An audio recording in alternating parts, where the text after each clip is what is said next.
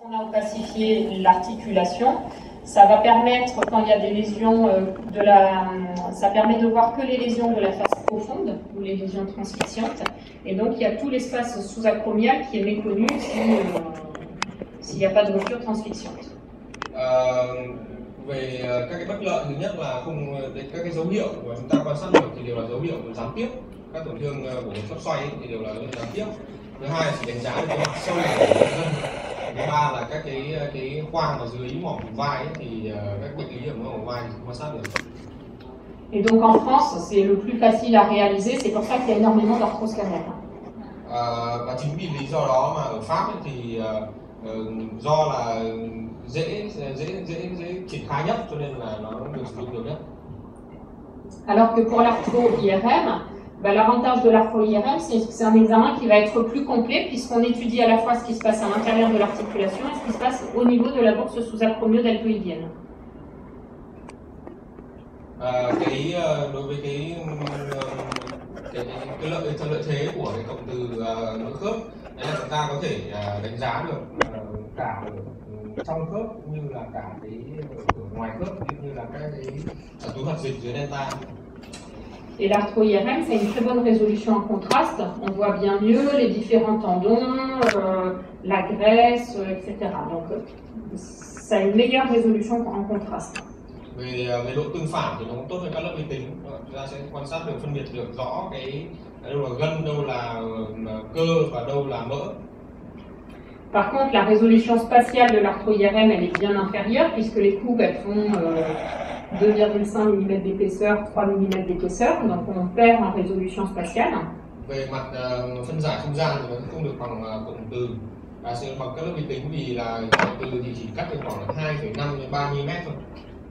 La qualité peut être assez inégale, hein. Si les patients ils sont vieux, qu'ils sont douloureux, ils sont claustrophobes, ils vont bouger. Donc c'est vrai que souvent on a des images qui sont de moins bonne qualité que les arthroscanners.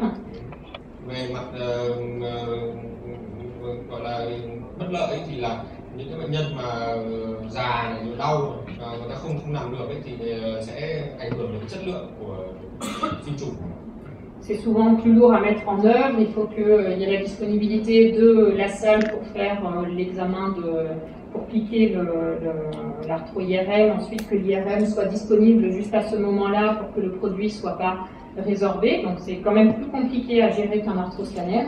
Theo bà ấy thì cái việc triển khai cái cụm từ nội khớp thì nó cũng phức tạp hơn là các lớp vi tính vì là phải chuẩn bị cả hai cái phòng một lúc là phòng tiêm thuốc và phòng chụp. Et puis, il y a le problème de la tendinose chronique, de l'inflammation un peu chronique du tendon, où on ne sait jamais trop si vraiment il y a des petites fissurations intratendineuses ou si c'est simplement de l'œdème à l'intérieur du tendon.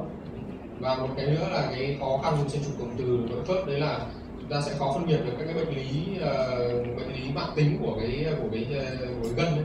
Đấy là nó là cái đường rách hay là một cái tổn thương viêm phù của cái gân chóp xoay. Mais théoriquement, c'est quand même l'examen qui est le plus performant pour analyser les tendons de la coiffe.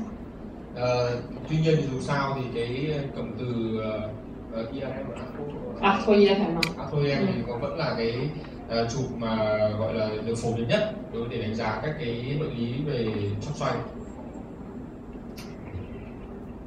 Donc finalement, dans les lésions transfixiantes, les performances de l'arthroscanner et de l'arthro-IRM sont identiques. Et en pratique, en France, en tout cas, on préfère l'arthroscanner. Par contre, dans les lésions non transfixiantes, l'arthro-IRM elle est plus performante. Kết luận thì là đối với các cái tổn thương rách hoàn toàn, rách xuyên đấy, thì về giá trị thì cụm từ và các lớp vi tính là như nhau. Nhưng ở Pháp thì sử dụng các lớp nhiều hơn. Thế còn đối với các cái tổn thương mà nó không hoàn toàn thì cụm từ dùng nhiều hơn. Le problème c'est qu'on ne sait pas forcément à l'avance si la lésion va être transfixiante ou pas. C'est là où il y a l'intérêt d'avoir fait une bonne échographie avant pour avoir une idée du type de lésion. Vậy thì cái quan trọng nhất là chúng ta phải biết được là cái tổn thương này là nó có rách hoàn toàn hay không hoàn toàn, đúng không? Và chính vì cái điều đó thì chúng ta phải làm tốt cái siêu âm. Donc pour conclure sur cette imagerie de la coiffe des rotateurs, quand on fait l'imagerie diagnostique, le bilan radioéchographique, ça suffit largement dans la grande majorité des cas. Kết luận thì trong cái trường hợp trong cái chỉ định về chẩn đoán hình ảnh để chẩn đoán các cái bệnh lý khớp vai thì cái bi lăng về X quang và siêu âm là đủ trong hầu hết các trường hợp. Et dans l'imagerie préopératoire, quand on est sûr que le patient va être opéré, à ce moment-là, il faudra faire un examen qui est plus invasif, que ce soit l'arthroscanner ou l'arthro-IRL, et après, ça dépend des organisations de chaque service, de chaque pays, et de ce qui est le plus pratique pour vous. Đối với cái bi lăng trước phẫu thuật thì chúng ta sử dụng các cái phương pháp thăm khám nó xâm lấn hơn, đó là chụp cắt lớp vi tính và chụp cộng từ nội khớp. Về mặt lựa chọn hai cái phương pháp này thì nó phụ thuộc vào cái thói quen cũng như là cái cơ sở vật chất của từng bệnh viện.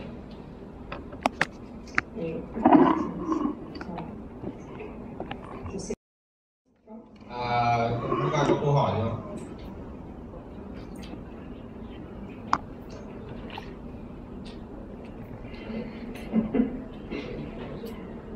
Ça va?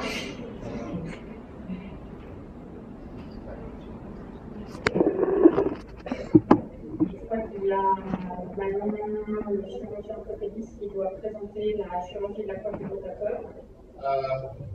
Bà bảo là như chương trình này là có cái phẫu thuật viên để trình bày về phẫu thuật xoay không?